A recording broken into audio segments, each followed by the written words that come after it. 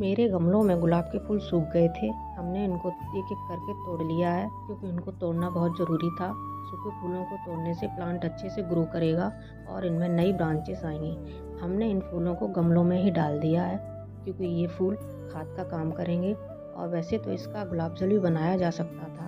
आप लोग चाहें तो आप लोग गुलाब जल बना सकते हैं। ऐसी ही जानकारी के लिए मेरे चैनल को सब्सक्राइब करें, लाइक करें, कमेंट करें। धन्यवाद।